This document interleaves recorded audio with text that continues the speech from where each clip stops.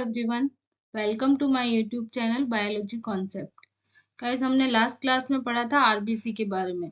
Starting से हमने blood topic start किया था, जिसके दो कंपोनेंट्स होते हैं, प्लाज्मा और ब्लड कॉर्पसल्स। प्लाज्मा और आरबीसी ब्लड कॉर्पसल्स में आरबीसी के बारे में हम पहले ही पढ़ चुके हैं। आज हम डब्ल्यूबीसी के बारे में पढ़ेंगे। तो डब्ल्यूबीसी को जो है ल्यूकोसाइट भी कहा जाता है और इनको जो है हमारी बॉडी की मोबाइल डिफेंस भी कहा जाता है। इनमें हीमोग्लोबिन जो होता है वो एब्सेंट होता है। इनकी शेप अमीबॉइड होती है, यानी कि कोई पर्टिकुलर शेप नहीं होती है। साइज जो होती है वो 10 से 20 माइक्रोन तक होती है, अर्थात इनका आकार जो होता है आरबीसी से बड़ा होता है। क्योंकि लास्ट क्लास में हमने देखा था कि आरबीसी की जो साइज थी वो 7.5 माइक्रोन थी। इनमें न्यूक्लियस प्रेजेंट होता है, जबकि जो हमने आरबीसी देखा था उसके अंदर न्यूक्लियस एब्सेंट होता है। अब इनका नंबर जो है 8000 से लगाकर 12000 पर mm³ ऑफ ब्लड प्रेजेंट होता है। लाइफ स्पेन जो होता है वो इनका 10 to 20 आवर्स होता है। डब्ल्यूबीसी की संख्या का बढ़ना ल्यूकोसाइटोसिस कहलाता है, और जब ब्लड में डब्ल्यूबीसी की संख्या अधिक होती है तो वह ल्यूकेमिया यानी कि ब्लड कैंसर को इंडिकेट करता है। डब्ल्यूबीसी की संख्या में कमी को ल्यूकोपीनिया कहा जाता है। अब हम देखते हैं क्लासिफिकेशन या फिर टाइप्स ऑफ डब्ल्यूबीसी। तो ये दो टाइप की होती है, एक होती है ग्रेन्युलोसाइट और दूसरी होती है अग्रेन्युलोसाइट। हम सबसे पहले ग्रेन्युलोसाइट के बारे में देख लेते हैं। इनके साइटोप्लाज्म में ग्रेन्यूल्स उपस्थित होते हैं। अब यहाँ नाम से ही पता पड़ रहा है ग्रेन्युलोसाइट, ग्रेन्युलो का मतलब यहाँ पे हो जाएगा, इसका मतलब कि इसमें ग्रेन्यूल्स जो होते हैं वो प्रेजेंट होते हैं। इनका न्यूक्लियस जो होता है वो लोब्स में डिवाइडेड होता है, इसी वजह से इन्हें पॉलीमॉर्फोन्यूक्लियर ल्यूकोसाइट भी कहा जाता है। इनका फॉर्मेशन जो है रेड बोन मैरो की रेटिकुलर या फिर माइलोब्लास्ट सेल्स में होता है। अब इनके एग्जांपल में हम 3 टाइप की डब्ल्यूबीसी पढ़ेंगे, जिसमें आती है इओसिनोफिल या फिर एसिडोफिल्स, सेकंड आती है बेसोफिल्स और थर्ड आती है न्यूट्रोफिल्स। हमको एक एक करके पढ़ते हैं। सबसे पहले हम देखते हैं इओसिनोफिल्स क्या होती है। तो ये जो होती है टोटल डब्ल्यूबीसी का 4% भाग बनाती है। इनकी साइज जो होती है वो 10 से 12 माइक्रोन तक होती है और शेप जो होता है वो इनका भी अमीबॉइड ही होता है। इनका न्यूक्लियस 2 लोब्स में डिवाइडेड होता है और दोनों लोब्स जो होती है वो स्थमस के द्वारा जो है आपस में जुड़ी रहती है। ये फेगोसाइटिक नहीं होती है। अब फेगोसाइटिक का हिंदी में मतलब होता है भक्षण करना, यानी कि किसी अदर ऑर्गेनिज्म को डिस्ट्रॉय कर देने की कैपेसिटी जो होती है उसको हम कहते हैं फेगोसाइटोसिस। इनका जो साइटोप्लाज्म होता है उसमें एसिडिक डाई इओसिन से स्टेन होने वाले ग्रेन्यूल्स प्रेजेंट होते हैं, और इनका फंक्शन क्या होता है कि ये सेल्स जो होती है वो हिस्टामिन का सिक्रीशन करती है, जो एलर्जी के समय शरीर की रक्षा करता है। ये कोशिकाएं जो है बड़े आकार के परजीवियों को ल्यूकोट्रिन C4 और PAF यानी कि प्लेटलेट एसिनेट फैक्टर के थ्रू नष्ट करने का काम करती है। अब हम दूसरी वाली देखते हैं बेसोफिल्स। तो बेसोफिल्स क्या है? ये भी वापस ये जो है 0.4% पार्ट बनाती है टोटल डब्ल्यूबीसी का। इनका साइज जो होता है वो 8 से लगा करके 10 माइक्रोन तक हो सकता है। इनका न्यूक्लियस एस शेप का होता है और इस 3 लोब में डिवाइडेड होता है, यानी कि मान लीजिए ये सेल है, तो इनका जो न्यूक्लियस होता है उसमें इस तरह से 3 लोब्स होती है। इस तरह का इसका न्यूक्लियस होता है। इनके साइटोप्लाज्म में बेसिक डाई मिथाइलिन ब्लू से स्टेन होने वाले ग्रेन्यूल्स प्रेजेंट होते हैं, और ये जो बेसोफिल्स जो होती है वो कनेक्टिव टिश्यू की मास्ट सेल के सिमिलर होती है। अब कनेक्टिव टिश्यू की जो मास्ट सेल होती है उससे भी हिपेरिन, हिस्टामिन और सेरोटोनिन का सिक्रीशन होता है, और यहाँ जो बेसोफिल्स है उससे भी इन्हीं का सिक्रीशन हो रहा है। तो इनमें हम एक एक करके इन सबके फंक्शन देख लेते हैं। हिपेरिन क्या होता है? ये होता है नेचुरल एंटी ब्लड कोगुलेंट, यानी कि रक्त स्कंदन को रोकने का काम करता है। हिस्टामिन क्या करता है? ये ब्रोंकियो कॉन्ट्रैक्टर होता है, यानी कि जो हमारी ब्रोंकाई होती है उनको कॉन्ट्रैक्ट यानी कि उनमें संकुचन उत्पन्न करने का काम करता है। और ये लास्ट जो सेरोटोनिन जो होता है वो वैसो कॉन्ट्रैक्टर होता है, यानी कि जो ब्लड वेसल्स होती है उनको संकुचित करने का काम करता है। थर्ड हम देखते हैं न्यूट्रोफिल्स। ये टोटल डब्ल्यूबीसी का 60 से लगा करके 70% भाग बनाती है। इनका साइज जो होता है 10 से 12 माइक्रोन तक होता है। अब इनका न्यूक्लियस जो होता है वो 6 से 7 लोब्स में डिवाइड होता है और कोशिकाओं के परिपक्वन के साथ साथ जो इनका न्यूक्लियस होता है उसमें लोब्स की नंबर जो होता है वो इंक्रीज होता जाता है। इसका मतलब हो गया इन कोशिकाओं को इस वजह से पॉलीमॉर्फ या पोलीज भी कहा जाता है। अब नवजात न्यूट्रोफिल यानी कि जो यंगेस्ट न्यूट्रोफिल जो होते हैं उनको हम बैंड्स कह रहे हैं, बिकॉज ऑफ इनका जो न्यूक्लियस होता है वो छड़ की भांति होता है, इसी वजह से इनको बैंड्स कहा जाता है। न्यूक्लियस की लॉब की काउंटिंग को अर्नेथ काउंटिंग कहते हैं। यहाँ पे बहुत इंपॉर्टेंट क्वेश्चन बन सकता है, तो ये आप याद रखें। इन्हें माइक्रोपुलिसमेन भी कहा जाता है, ये भी एक बहुत ही इंपॉर्टेंट क्वेश्चन बनता है। इनमें डायपिडेसिस का गुण पाया जाता है। अब ये इसका मतलब क्या हो गया कि ये जो है ब्लड से बाहर निकलकर टिश्यू में जाकर फेगोसाइटोसिस करती है। फेगोसाइटोसिस क्या होता है ये मैंने अभी आपको लास्ट वाली जो स्लाइड थी उस पर बताया।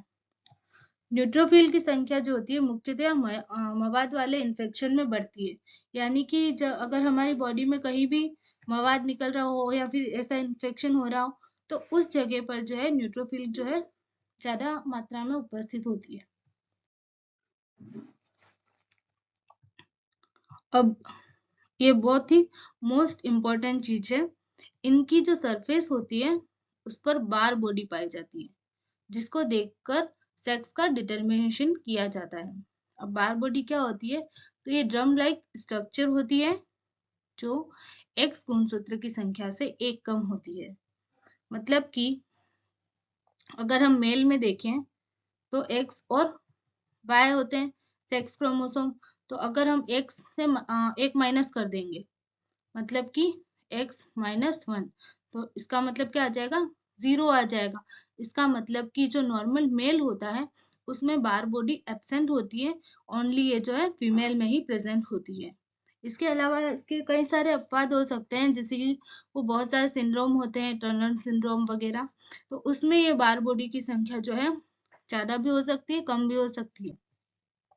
बाकी जनरली जो होती है ये ओनली फॉर फीमेल में ही पाई जाती है। अब हम देखते हैं इसके फंक्शन।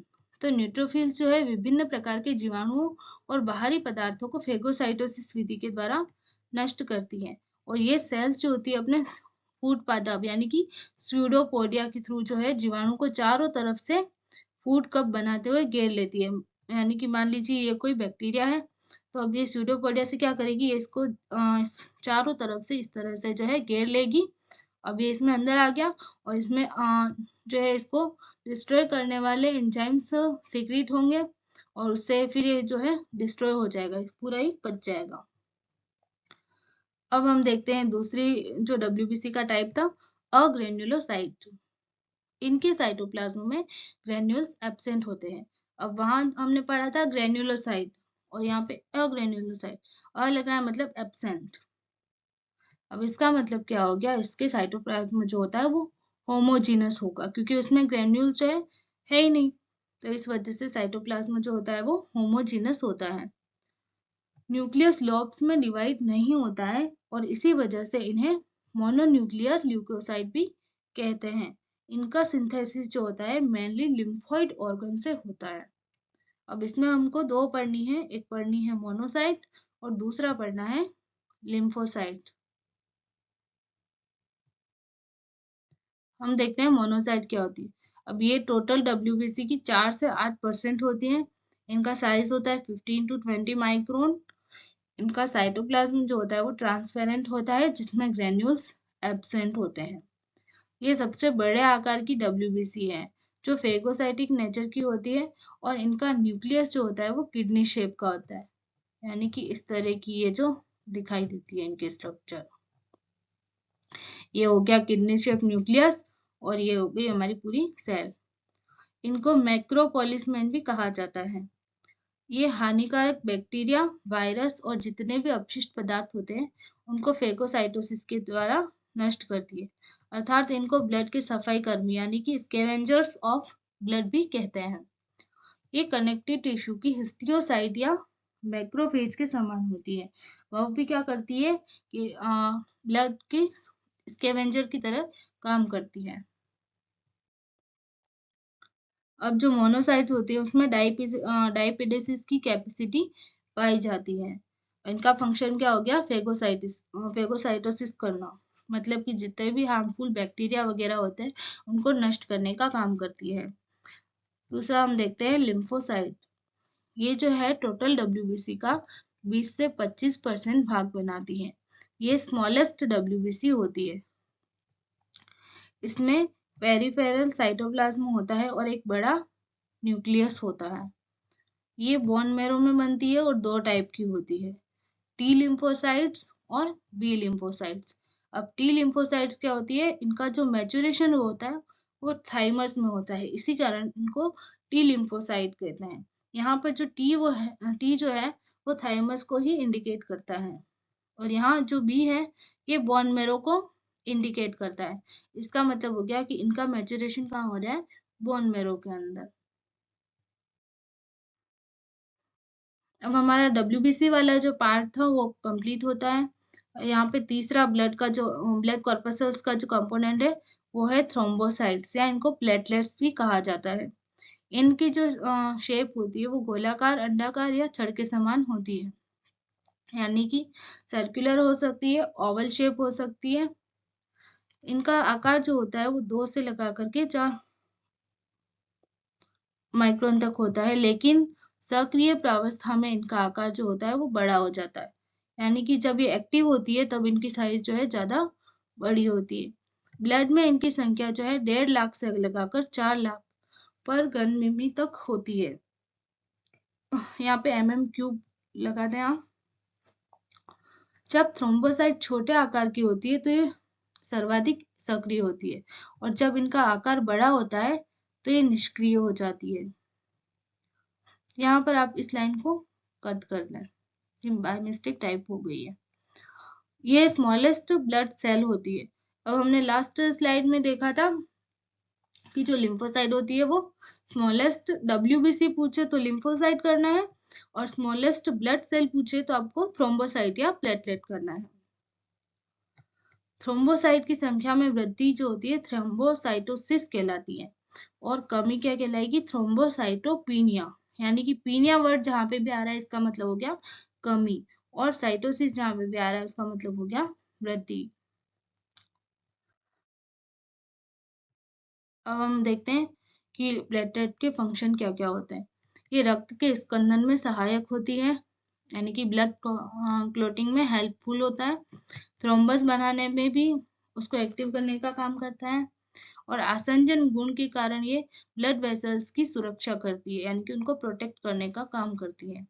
और इनसे स्रावित सीरोटोनिन जो होता है रक्त वाहिनियों के व्यास को घटाने का काम करता है, यानी कि उनका जो डायमीटर होता है उनको घटाने का काम करते हैं। अब वैसे तो हमने सबके अलग अलग फंक्शन देखे थे, लेकिन अगर आपका क्वेश्चन आ जाए कि ब्लड के क्या क्या फंक्शंस हो सकते हैं तो हम इसको सबको एक जगह पे भी देख लेते हैं। सबसे पहला है ट्रांसपोर्ट ऑफ गैसेस, यानी कि गैसीय परिवहन। तो इसमें क्या होता है कि फेफड़ों से टिश्यू तक O2 का परिवहन, और ऊतकों से फेफड़ों तक CO2 का परिवहन जो है आरबीसी के थ्रू होता है। हमने देखा था कि आरबीसी के अंदर हीमोग्लोबिन होता है जो ऑक्सीजन के 4 मॉलिक्यूल्स को बाइंड करके फिर उसको ट्रांसपोर्ट करने का काम करता है। अब सेकेंड आता है इसका फंक्शन ट्रांसपोर्ट ऑफ न्यूट्रिएंट। अब जो हमारी एलिमेंट्री कैनाल होती है उसमें बचे हुए खाद्य पदार्थों को पहले तो लीवर में और फिर लीवर से हमारी पूरी बॉडी में उसका वितरण किया जाता है, तो वो भी जो है ब्लड के थ्रू होता है। थर्ड फंक्शन होता है ट्रांसपोर्ट ऑफ एक्सक्रीटरी प्रोडक्ट, यानी कि जो वेस्टेज मटेरियल है उनका भी ब्लड के थ्रू ही होता है। यकृत में जितने भी मेटाबॉलिक रिएक्शंस होती है तो फिर उससे बनते हैं नाइट्रोजनी अपशिष्ट, और उनको फिर जो है यकृत से वापस एक्सक्रीटरी ऑर्गन्स तक ले जाया जाता है। फिर इसके अलावा जो है ब्लड के थ्रू शरीर में विभिन्न आकार की जो एंटीबॉडी होती है, एंजाइम होते हैं, हार्मोन्स होते हैं, तो उनका परिवहन यानी कि ट्रांसपोर्टेशन भी ब्लड के थ्रू ही किया जाता है। फिर हम देखते हैं कंट्रोल ऑफ बॉडी टेम्परेचर। अब ये कैसे करता है ये देखते हैं। शरीर के आंतरांगों में उत्पन्न ऊष्मा को रक्त के द्वारा परिधीय भागों में पहुंचाया जाता है और दैहिक ताप का नियंत्रण किया जाता है। मतलब कि हमारी बॉडी का जो इंटरनल स्ट्रक्चर, इंटरनल ऑर्गन्स जो होते हैं, वो एक तरह की ऊष्मा यानी कि हीट को रिलीज करते हैं। तो वो हीट को जो है ब्लड के थ्रू पेरिफेरल पार्ट्स में पहुंचाया जाता है और बॉडी टेम्परेचर को कंट्रोल किया जाता है। फिर नेक्स्ट हम देखते हैं डिफेंस अगेंस्ट इन्फेक्शन। अब हमने जो डब्ल्यूबीसी पढ़ी थी वो क्या करती है, भक्षण करती है, मतलब कि जो बाहर से जो हार्मफुल बैक्टीरिया हमारी बॉडी में एंटर करते हैं उनसे लड़ने का काम कौन करता है, डब्ल्यूबीसी करती है, और उनको फेगोसाइटोसिस के थ्रू नष्ट कर देती है। इसके अलावा जो लिम्फोसाइट्स होती है उनके द्वारा भी एंटीजन को नष्ट करने का काम किया जाता है। नेक्स्ट हम देखते हैं ब्लड क्लॉटिंग। तो ये काम किसका था, थ्रोम्बोसाइट का। तो शरीर में जब भी हमें कभी चोट लग जाती है तो हम देखते हैं कि 2 मिनट तक हमारा ब्लड बहता रहता है और उसके बाद जो है अपने आप ही रुक जाता है। तो ऐसा किस कारण होता है, क्योंकि उस जगह पर जो है ब्लड का क्लॉट बन जाता है, और ये थ्रोम्बोसाइट के थ्रू किया जाता है, हम आपको बता चुके हैं। तो गाइज आज हमारा ब्लड वाला जो टॉपिक था वो पूरा ही कंप्लीट हो गया है। नेक्स्ट टाइम हम नया टॉपिक स्टार्ट करेंगे। अब अगर आपको ये वीडियो अच्छा लगा हो तो please like, share and subscribe करें। Thank you.